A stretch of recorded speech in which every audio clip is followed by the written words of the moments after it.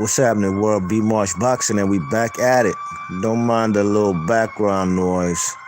It's probably a fire truck or maybe EMS, one of the two. I told y'all, man, I live close to a fire station. Yeah, I mean, so Mauricio Suliaman, the WBC extortionist, not WBC president. Let's get that correct. The WBC extortionist. Because that's what they're practicing over there in Mexico with the WBC. Extortion. You know what I mean? You want to hold out green strap, you got to come out the pocket. And as a matter of fact, we're going to make several titles so we can monopolize in a particular division where we have 2 or 3 guys who are breaking us off with the sanctioning fees. You know what I mean? And, you know, I'm not going to sit here and act like it's the WBC who are the only one who do it. The WBA are culprits as well as far as being extortionists in this boxing game. And it's sad enough, these 2 are the first 2 sanctioning bodies we've had in boxing. Of course, the WBA, who was the first one in the 1920s, then called the NBA, if I'm mistaken, the NBA. You know, the WBC came up about in the early 60s, you know what I'm saying? And they were the first 2, you know, back in the day. And, you know, Marvin Hagler, you know, Ray Leonard, you know, in the unified titles versus Tommy Hearns. Just 2 straps and you're unified. And not just unified, you're undisputed. You know, and Marvin Hagler got himself WBC, WBA on his just 1 fight. Beat the man Alan Mintro, just like that. Bada boom, bada bing. My man's undisputed. Just like Donald Curry, 2 straps. When he beat Milton McCory and that was he Korean dude that he beat for the world title, WBA, just like that. Unified, undisputed. Just like Roberto Duran. WBC from Ken Buchanan, WBA from Ishmael Laguna. Just needed 2 straps, man. I wish we could go back to those days, man. At worst, go back to three belt days, a 3 belt era when you needed 3 straps to become undisputed. But anyways, WBC extortionist, he got put on Front Street, you know what I mean, by Mike Coppinger. Mike Coppinger is a guy, I didn't even know he had a podcast, but apparently Mike Coppinger from The Athletic, he'd be over there with the guy Lance Pugmire, and they'd be having breaking news. You know, I give them props as far as Pugmire and Mike Coppinger. They definitely gave more breaking news, especially on Twitter, ASAP, than most more than any other journalists out there in this media game. But anyways, man, I'm here to. Excuse me. I'm here to play this little excerpt from the podcast with Mike Coppinger, where they put their foot on the man, where Mike Coppinger put the foot on the man, Mauricio Suliaman, and asked him the right questions, the questions that need to be asked. And all you could see is this guy getting agitated, you know?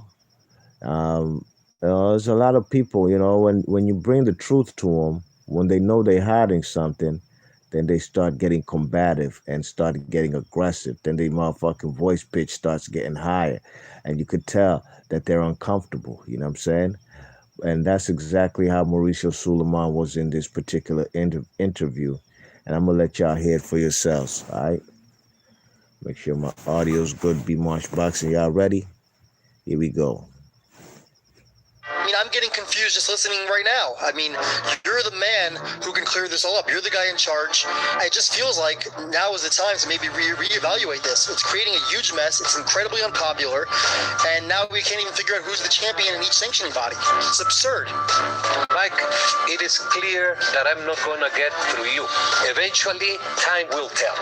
I am convinced, I am happy, I am proud to have a designation for those who are the really driving forces of boxing. So, Haney making millions of dollars, Lopez, Lomachenko creating the greatest viewership. These guys are making money. These guys are making money regardless of the greatest No, you're wrong. You are absolutely wrong. So Lomachenko Lopez would have been less money if it was for 3 belts and not 4 belts, you're saying? Absolutely. All right, so that means you're not taking a sanctioning fee from both Lopez and Haney then? Only from Haney? Why are you gonna go into that ridiculous argument? If you're doing it for the fighters, I would assume that you're not taking in sanctioning fees from all these guys. Why not sanction a fight and take sanction fees? We operate the sport of boxing. So It seems like a cash grab. You heard that right there. I might have to play that again, man. That was pretty interesting and actually refreshing to hear somebody put the pressure on Mauricio Suliaman, who's an extortionist, man. These guys are real crooks, you know. When they asked him about taking a sanctioning fees from Teofimo and Devin Haney, now, which is the truth, now he's calling the man Coppinger all kind of ridiculous, and he's trying to be diplomatic about it. I'm pretty sure if this was in a setting where it was a private conversation between them, he probably would have cussed his ass out. Probably would have walked out on the conversation. I'm going to play it again. I'm getting confused just listening right now. You're the man who can clear this all up. You're the guy in charge. It just feels like now is the time to maybe reevaluate this. It's creating a huge mess. It's incredibly unpopular. And now we can't even figure out who's the champion in each sanctioning body. It's absurd. Mike, it is clear that I'm not going to get through you. Eventually, time will tell. I am convinced, I am happy, I am proud to have a designation for those who are the really driving forces of boxing. So, Haney making millions of dollars, Lomachenko creating the greatest viewership. These guys are making money. These guys are making money regardless of the greatest result. No, you're wrong. You are absolutely wrong. So Lomachenko Lopez would have been less money if it was for 3 belts and not 4 belts, you're saying? Absolutely. All right, so that means you're not taking a sanctioning fee from both Lopez and Haney then? Only from Haney? Why are you going to go into that ridiculous argument? If you're doing it for the fighters, I would assume that you're not taking in sanctioning fees from all these guys. Why not sanction a fight and take sanction fees? We operate the sport of boxing. So it seems like a cash grab. Yes, you heard it right there. So when he said that dude is absolutely wrong, that fight between Lopez and Lomachenko would have not received the same viewership and they wouldn't have got the same payday that they did if the WBC belt wasn't available. He said, man, you're absolutely wrong. That's BS, man. That's BS. We as the fans, what you think we as the fans wouldn't give that fight viewership if it was just strictly WBA, WBO, IBF, and Ring Magazine titles on the line? No WBC in place in sight anywhere. So what you trying to say, Mauricio Suliaman? We would have not watched the fight just because your shiny WBC belt with Muhammad Ali's face on it, with Jose Suliman face, Mauricio Suliman pops, and all the little flags on it. It's a pretty belt. So but at the end of the day, the fight would have still went on. They would have made the same payday. The WBC belt meant absolutely nothing because really and truly it wasn't even being defended. How could it be defended if Devin Haney is the champion, albeit a paper champ?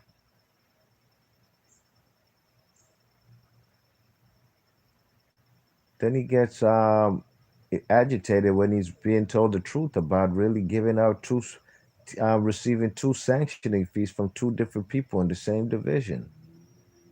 Okay? So, this guy, Mauricio Suliman, is the number 1 extortionist in the boxing game right now, you know what I mean? And he's getting his bluff called on this particular podcast, and he's not giving any valid answers, you know what I mean? Guys like Mauricio Suliman are the ones diluting the sport and actually taking away the purity of the sport with all these goofy ass belts. You know what I'm saying? Talking about he's convinced and happy. He's convinced and happy he's getting a payday out of 2 people in a particular division. The boxing fans, like Coppinger just said, it's a pretty unpopular belt that you guys got going on there with this franchise title. You know what I mean? So, gotta applaud this guy for putting pressure on Suleiman's neck. You know what I mean? Mauricio Suleiman is a number one culprit thief, extortionist. Talking about I'm convinced and happy. And he's talking about that they're the driving force in boxing. So you alone, not the fighters, you're not the driving force of boxing. I be seeing a guy like Anthony Joshua ever since he's been a champion. He's been walking around planet Earth with 3 belts. Let him tell it. He'll tell you 4, cause he be including that IBO belt. Yeah, you could tell these are new guys in boxing. New niggas. You know what I mean? Be including an IBO belt. Talking about you walking around with 4 belts. Don't confuse the people. That's what you're not gonna do. But anyways, my point is he makes a shitload of money without a WBC belt. You know what I'm saying? It's definitely a cash grab. You know what I'm saying? And it's unfortunate that guys like Mauricio Suleiman are allowed to work and do these type of tragedies uh, in boxing with impunity. You know what I'm saying? Where they basically have, nobody who's really policing them. Who's policing the WBC? Didn't the WBC said they'd put Mike Tyson in their top 10 rankings or top 15? You check it, that's just another money grab, you know what I mean? So, Mauricio Suleiman, y'all gotta know out here, this guy's an extortionist. You know what I'm saying? He's in the boxing game to extort people. You wanna be down with us, with the WBC, which historically is a great belt, just like the WBA. I rate those belts because those are first belts I knew in boxing. You know what I mean? IBF as well. You know, I rate all 3 of them more than the WBO, and I'll give you my reasons why. As far as the WBO, I don't like their rankings. They be having a whole bunch of nobodies in their top 15. But I ain't gonna hold you. So do the IBF. But I do like the IBF strictness about stuff like mandatories and stuff. They no ducking, no mandatories. So they do basically every sanctioning body has the pros and cons. But right now, really and truly, it's in the WBA and the WBC. I don't see any pros in holding that strap. You know what I'm saying? Besides it being 2 of the first straps that you needed to become an undisputed champion. You know what I mean? There's no incentive to be holding any of those straps because those guys are crooks. We be crooks. That's a long time saying from the WBC since the 80s. You know what I mean? But, I'm glad that Mike Coppinger is putting pressure on this guy, and so should everybody else. If you have a Twitter handle, Mauricio Suleiman be on Twitter. Gotta go call this fat fuck all kind of names and tell him stop extorting people and stop helping Canelo take clenbuterol and giving him a pass. And not just him. All Mexican fighters have a pass if they get popped with clenbuterol in their system. Rather than creating some kind of protocol or a kind of, program where these fighters can avoid by all costs meats that contain clenbuterol. And there's 1,000,001 Mexican fighters. How many get popped dirty with clenbuterol? The few that we do here. And the biggest one out of them was Canoli Alvarez. And if I'm not mistaken, man, like Ray Vargas, 122-pound champion in recess right about now. I think he got popped with the clenbuterol or somebody else. One of those lower weight guys in the WBC rank, WBC champions got popped, and Mauricio Suleiman gave him a pass. So it is what it is, man. Mike Coppinger puts this guy on blast, and all you could hear is the guy backtracking. What the deal? Be more the BK. Salute, my G. Thanks for coming through. You heard? Yeah, man. So Mauricio Suliman, I'll play it one more time, man. Play it one more time. There might be something. Dan the Man Boxer, what's up? He said Luis Neri. That's who it was. Was that who it was who got given a pass? I feel like it might have been somebody else too. Because Luis Neri, when he got popped, it was over there when he went and did what he did to Shinsuke Amanaka. Shinsuke Amanaka, I'm pretty sure what happened to him in them two fights versus Luis Neri to end his career. I'm pretty sure he don't sleep well at night. He don't sleep well at night. You know what I mean? This guy was on the pound for pound rankings. You know what I'm saying? For many years, long time reigning champion. Then to have this Mexican come here with the clenbuterol, with the PEDs in his system, beat the shit out of him. Then they do the rematch. This guy just disregards the weight and just comes in super heavy and pummels him again. I'm pretty sure that he's haunted by that. Then the man affirms, "Yep, that's the one." Okay. Nemo the BK says Francisco Vargas. That might have been one of them too. Um,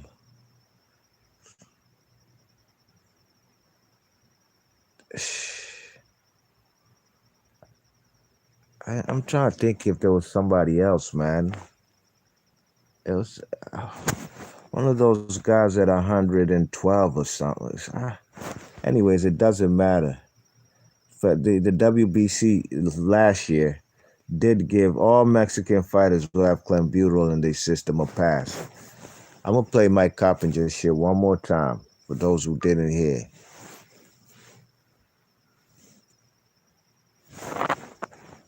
Oops, I gotta put the volume up. The greatest viewership. I'm getting confused just listening right now. You're the man who can clear this all up. You're the guy in charge. It just feels like now is the time to maybe reevaluate this. It's creating a huge mess. It's incredibly unpopular. And now we can't even figure out who's the champion in each sanctioning body. It's absurd. Mike, it is clear that I'm not going to get through you. Eventually, time will tell.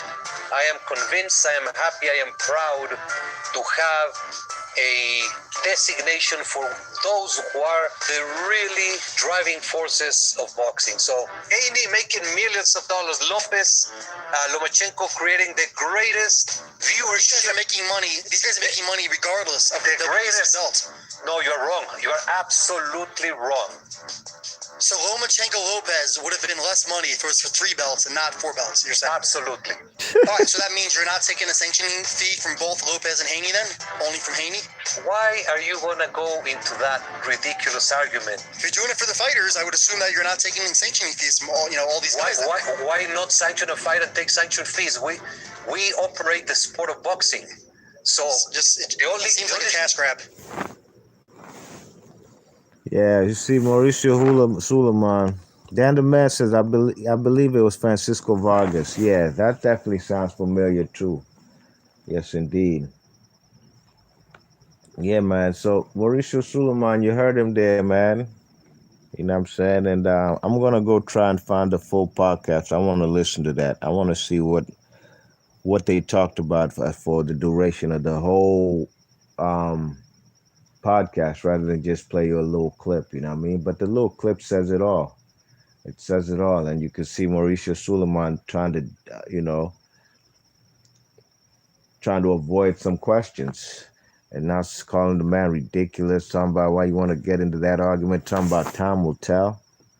Why you just don't want to say if you are accepting sanctioning fees from 2 people in 1 division, and it's true. We don't even know who's the real WBC champion in the lightweight division. Bimo the BK says, I still think Lomachenko fighting for that vacant strap was messed up for Haney and Campbell and now Teofimo. I agree.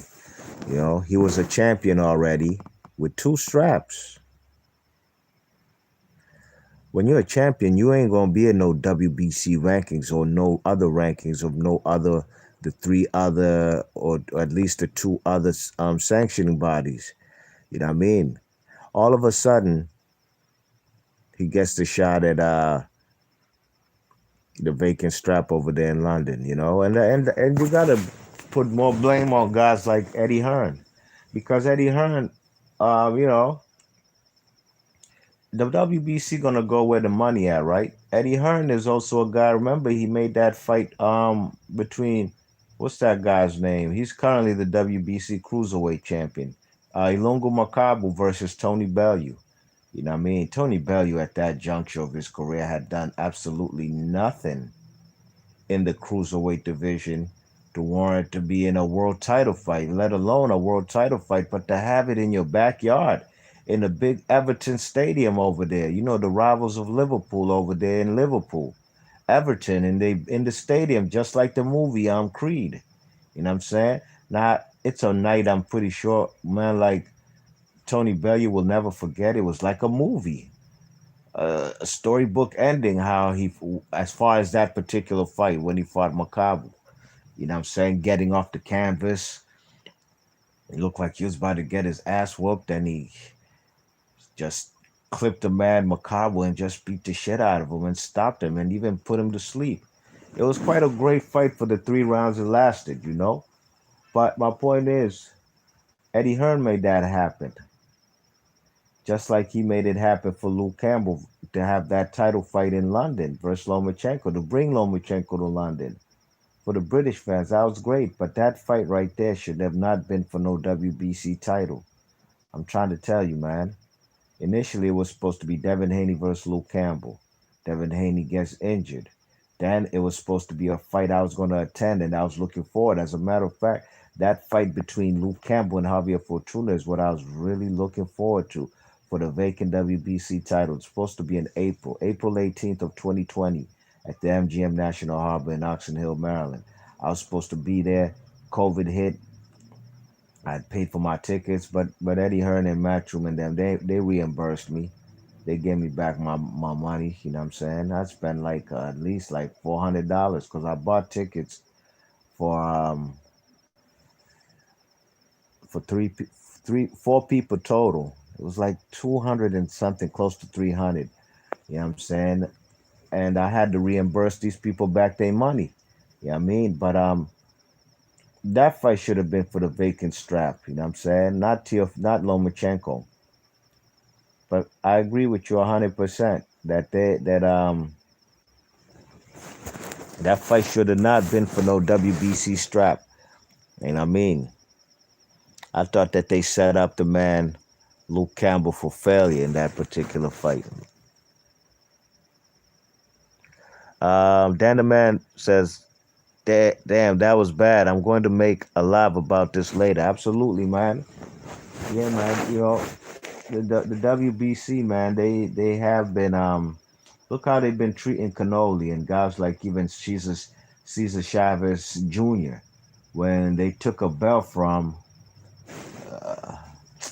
from Sergio Martinez because they didn't want Sergio Martinez to fight that dude Zibic, and then the man Julio Cesar Chavez Jr. fights Zibic and gets handed that WBC title. You know what I mean? You know, that wasn't fair. That wasn't right. And the WBC been on that type of BS. But the man said time will tell, and time is the best answer for a lot of things. You know what I mean? Really and truly. You know, the time can answer a lot of questions. He said time will tell. We'll hold him to that. And we shall see if anything will change with the WBC pimping these fighters for their sanctioning fees. All right, Be March Boxing, big ups to everybody in the chat. Dan the Man, Be More the BK, salute to everybody in the chat. Thanks for hitting the thumbs up. Looking forward to that live stream. Go subscribe to my man Dan the Man Boxing channel. Salute. Looking forward to that live stream. You heard? I might jump on it if I'm around it. I got time. You dig? But I'm gonna catch y'all on the next one. Be Marsh Boxing. Leave your thoughts and comments, and I'm out of here. Peace.